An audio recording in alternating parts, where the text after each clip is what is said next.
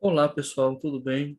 Bem-vindos à nona semana da nossa série de vídeos acontecimentos da história da igreja, né? Esse quadro aconteceu na história da igreja. Eu sou o Renan, e hoje vou apresentar para vocês alguns fatos históricos, algumas coisas importantes, né, que aconteceram em nossa história, do dia 26 de fevereiro a 4 de março, né? De hoje, sábado 26, até a sexta-feira que vem, 4 de março. A gente sempre pega um período assim. E eu quero dar os lembretes de sempre, né? Que, por favor, deixem seu like, sua curtida aí no vídeo. Deixem nos comentários algo que vocês acham que foi importante. Se algo, por acaso, que eu falei estava equivocado, podem dar informações aí adicionais que eu vou, com o maior prazer, revisar o que eu apresento. Hoje mesmo, eu vou mostrar para vocês algo que eu me equivoquei no vídeo passado, vou me corrigir hoje. Se tem uma data que eu me esqueci, que eu não mencionei, que eu não sabia, informem aí também. Se tem algo que vocês querem saber em próximos vídeos, deixe no comentário que eu vou pesquisar, vou tentar incluir, tá bem? E compartilhem esse vídeo com seus amigos, com seus conhecidos, é muito importante isso. Eu vejo que toda semana tem muita gente assistindo, mas poucas pessoas são as que assistem todas as semanas, então tem como se fosse um revezamento, né? Umas pessoas assistem um dia, na outra semana são outras pessoas, mas a gente vai fazer vídeo toda semana ao longo desse ano, então vai ser muito importante que vocês acompanhem tudo e compartilhem com seus amigos, seus familiares, seus conhecidos, em grupos ou individualmente, para que mais pessoas tenham conhecimento dessas coisas tão edificantes, né? Bem, então vamos começar aqui com o primeiro dia, 26 de fevereiro. É interessante que nesse dia, em 1947, pouco tempo depois da Segunda Guerra Mundial, né, Matthew Collin, que era membro do Quórum dos Doze, embarcou para as ilhas do Pacífico para reiniciar o trabalho missionário lá, depois da Segunda Guerra Mundial, né? Matthew Collin era um homem extremamente espiritual e tinha uma habilidade imensa para a obra missionária. Ele foi um apóstolo muito importante na primeira metade do século passado, né? O pai dele ter sido apóstolo também, mas ele superou o pai em várias qualidades. E por que em 1947 vai retomar o trabalho missionário lá, nas Ilhas do Pacífico? Se a guerra terminou em 45, né? Algumas pessoas poderiam perguntar. Bem, a guerra não terminou exatamente, totalmente em 45, né? Em 45 terminou uma parte da guerra contra a Alemanha, mas ainda havia conflitos em outras partes do mundo, né? Na África, na Ásia, principalmente na Ásia e no Pacífico, né? O Japão também era uma potência aliada da Alemanha e demorou um bom tempo para se render. E, e também a ocupação militar dos Estados Unidos foi muito grande nos países da Ásia e do Pacífico. E até se acalmar a situação e poder retomar o trabalho missionário lá demorou um pouquinho. E no ano 2020, o presidente Gordon B. Hinckley, presidente da igreja, dedicou esse templo bonito aqui na Ciudad Juárez, no México. Vejo que é um estilo que se repetiu muito na igreja nessa época, né? Nos anos 98, 99, 2000, até 2002. A gente tem o templo do Paraguai, de Assunção do Paraguai, Montevideo, Uruguai, o templo de Porto Alegre, esse templo da Cidade Juárez, muitos templos com estilos parecidos, né? Era um modelo muito comum na época. Quando a gente vai vendo vários templos, a gente começa a perceber essas similitudes. Agora, tem alguns templos que são meio diferentes mesmo, né? O templo de Recife mesmo eu não conheço um parecido. Pelo menos não estou lembrado agora. E aqui eu quero comentar algo de um equívoco meu, um erro meu, da semana passada. No vídeo anterior, da semana 8, eu mencionei que no dia 23 de fevereiro, o profeta Joseph Smith tinha recebido essa revelação sobre a palavra de sabedoria, mas na verdade foi no dia 27 de fevereiro. Eu não sei porque eu me enganei. Procurei, revisei as minhas fontes, nenhuma delas menciona nada do dia 23. Realmente eu não sei que confusão foi essa que eu fiz na minha cabeça, mas foi no dia 27. Inclusive, se vocês consultarem nessa sessão de Doutrina e Convênios, sessão 89, vai estar lá dito que era no dia 27 de fevereiro. É interessante mencionar, como eu mencionei na semana passada, que a palavra de sabedoria na verdade, é o apelido que a gente dá a um mandamento, né? que é a lei de saúde do Senhor, saúde física e espiritual. E essa lei tem regras que nós devemos seguir, que se referem a coisas físicas, né? Mas também é algo muito espiritual. Tudo é espiritual para o Senhor. Por exemplo, diz que devemos nos abster de algumas substâncias, de alguns alimentos, bebidas, abster-nos totalmente, né, disso aí. Outras coisas podemos usar, mas com moderação. E uma última categoria de coisas que podemos consumir sem muita preocupação, né?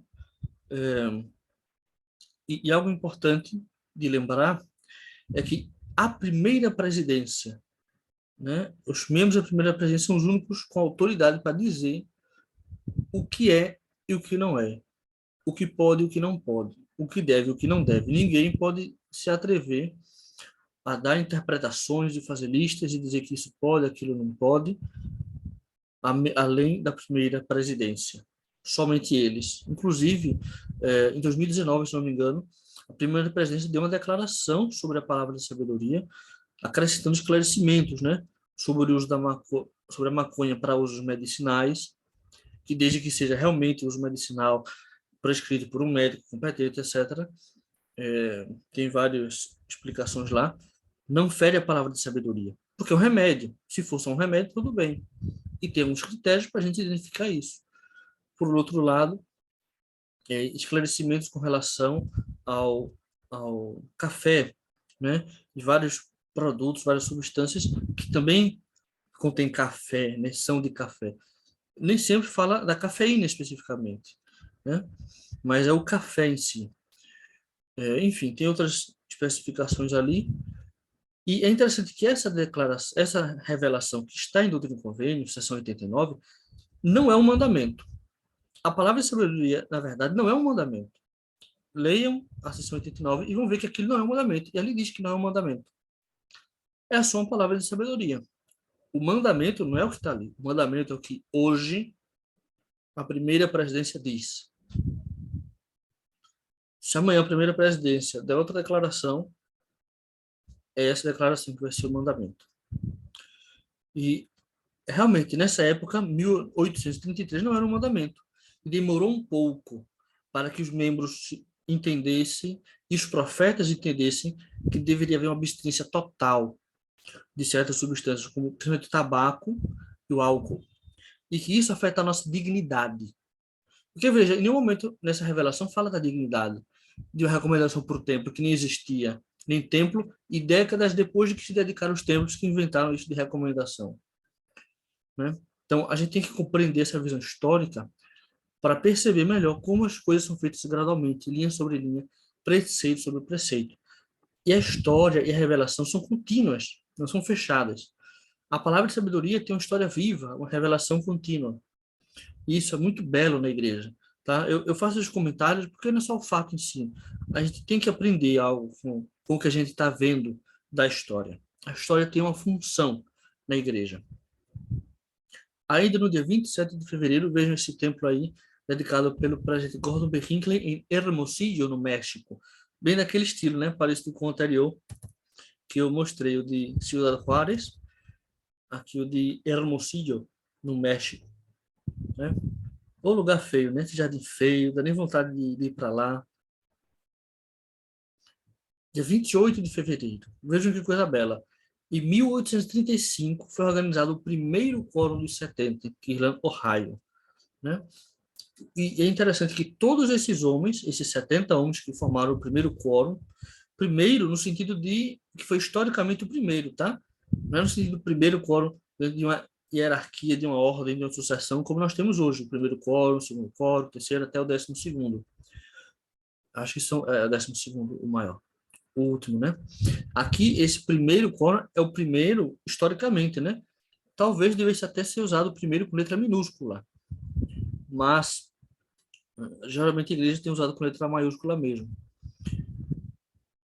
E todos esses membros tinham sido membros do acampamento de Sião, né? Um grupo que fez como é que eu poderia chamar aquilo? Uma excursão com Joseph Smith para defender membros da igreja em outras regiões, um pouco distantes de Kirtland, e eles acabaram não lutando. o Senhor usou aquilo como uma forma de prová-los, né, sua lealdade.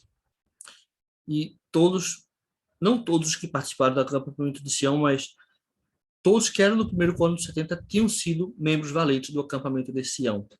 Isso é algo interessante. 1850 foi fundada a Universidade de Deseret. Essa imagem aqui é uma... Eu nem sei que tipo de imagem é essa aqui. Aqui embaixo, em cima tem uma planta, né? Que tem uma gravura retratando como seria essa Universidade de Deseret, que hoje em dia é a Universidade de Utah. Inicialmente, quando foi criada, pertencia à igreja, mas depois foi cedida ao governo estadual. E um tempo depois ainda, a Academia Brigham Young tornou-se Universidade Brigham Young e até hoje é mantida pela igreja, né? Mas essa Universidade de Utah, com sede em Salt Lake, passou a ser uma instituição pública. Dia 28 de fevereiro de 1996. Esse dia foi marcante na história da igreja, porque a partir daí o número de membros da igreja residindo fora dos Estados Unidos superou o número de membros vivendo nesse país. Aqui vocês têm uma imagem que não é exatamente do ano 96, mas que mostra, né, a quantidade de membros da igreja, o crescimento, né, em cada lugar. Você vê que alguns países estão bem clarinhos, né, porque tem menos de 500 pessoas ali.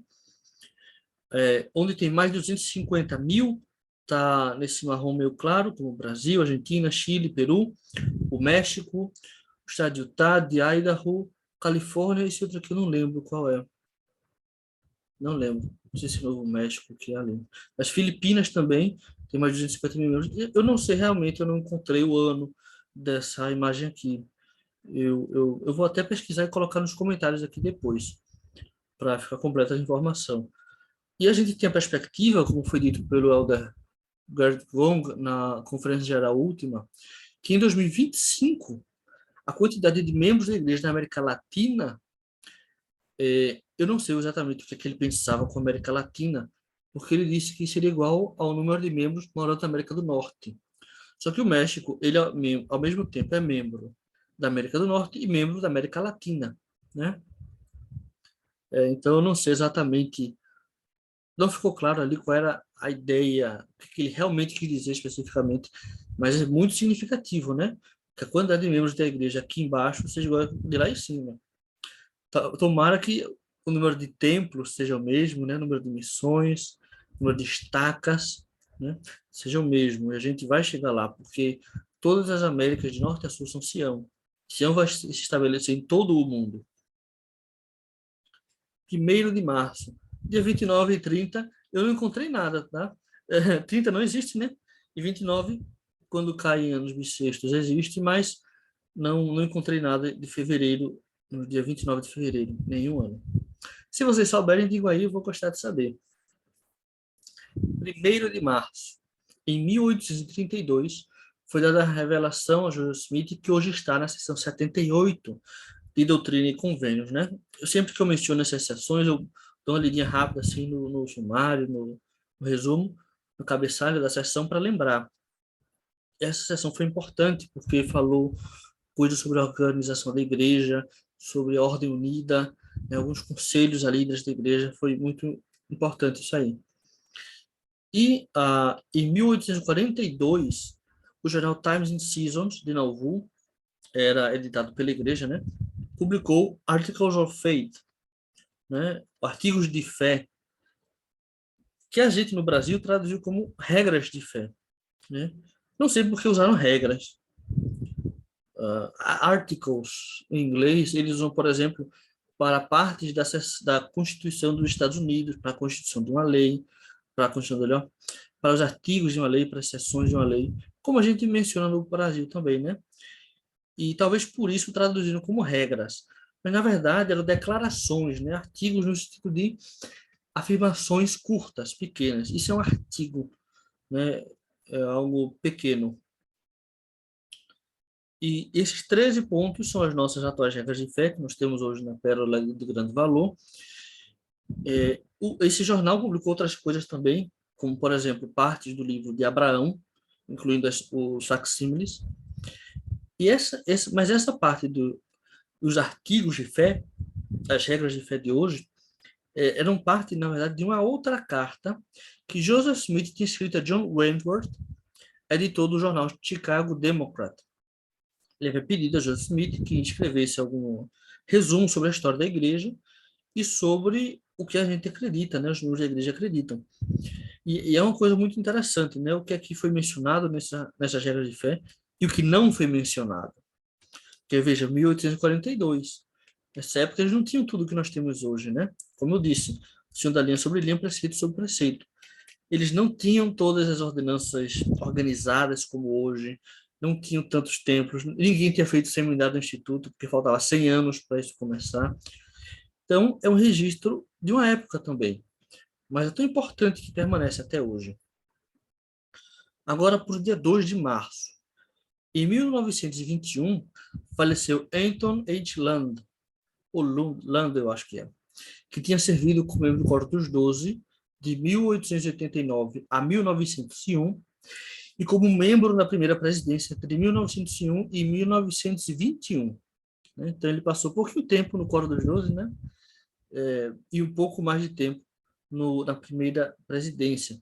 Ele foi conselheiro do presidente Joseph F. Smith e de Herbert Grant. E em 1952 foi inaugurado o Hospital Infantil da Primária em Salt Lake City. Esse hospital, hoje em dia, eu acho que ele não é mais da igreja. Eu acho que ele é administrado por essa fundação Intermountain, que eu não sei se é da igreja ou não. Eu teria que dedicar mais tempo para pesquisar isso aí. Mas a igreja administrava muitas coisas, né? Você tinha universidades, hospitais, bancos, empresas. A igreja até hoje tem algumas coisas assim, né? Que são financiadas, são autofinanciadas, não envolvem o nosso dízimo. E, e o lucro é usado para a manutenção dessas próprias organizações. Mas a igreja tinha muito mais coisas antigamente, né? Como esses hospitais, assim, escolas de enfermagem, tudo. É muito interessante isso. No dia 2 de março de 1980, vocês sabem que em 2018, se não me engano, né? Começou um programa na igreja de ter reuniões dominicais de somente 2 horas. Em 1980, até dia 1º de março, era totalmente diferente, né? Porque tinha cada organização e quórum da igreja se reunia em um dia da semana diferente. Então, talvez a Sociedade de Socorro era na terça, as moças, rapazes na quarta, primária na quinta e não sei o que lá na sexta, os quóruns do sacerdócio na sexta, talvez. No sábado tem reunião de integração, no domingo escola dominical em um horário, reunião sacramental em outro horário. Parece que escola dominical era de manhã, sacramental era à tarde, uma coisa assim. E tinha as reuniões espirituais também no domingo para os quóruns. Durante a semana eram outras reuniões de assuntos administrativos, recreativos, etc. No domingo era aula. Nessa época passou a ter a aula e a parte administrativa dos quóruns e das organizações de uma vez só, e tudo combinadinho para durar 3 horas. Sacramental, escola dominical, quórum e auxiliares, as organizações auxiliares da igreja. Hoje a gente não chama mais assim, chama só de organizações, uma forma mais genérica e vaga de falar. Mas foi 80, veja, não faz tanto tempo assim, não faz 50 anos. Até essa época passou muitas décadas, ocupando muito tempo dos membros da igreja durante a semana. E agora foi simplificado novamente. Como eu disse, na história viva. Essas coisas não acontecem isoladamente. Sempre tem antecedentes e sempre vai ter outra coisa depois sobre esse mesmo assunto. E em 2014, também dia 2 de março, o Presidente Monson dedicou esse templo feiozinho aqui, olha. Chega a dar uma tristeza só de olhar, rapaz. Né? Todo o templo da igreja é belo e magnífico. E esse templo foi dedicado dia 2 de março, e poucos meses depois, eu tive um companheiro que tinha acabado de chegar na missão e ele era de Gilbert, Arizona. E ele participou da dedicação, ele assistiu a celebração cultural, a dedicação, e ele me contou, né, sobre isso aí. Eu fui treinador dele. Eu estava terminando a missão, ele estava começando.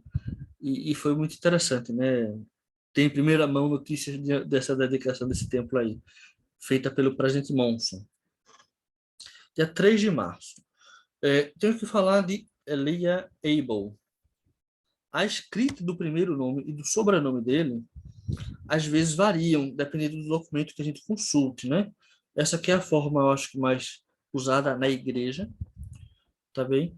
E quem foi Elijah Abel, Elijah Abel? Em 1836, ele foi ordenado elder, certo? Ele tem um certificado de ordenação e depois ele foi ordenado 70 da igreja.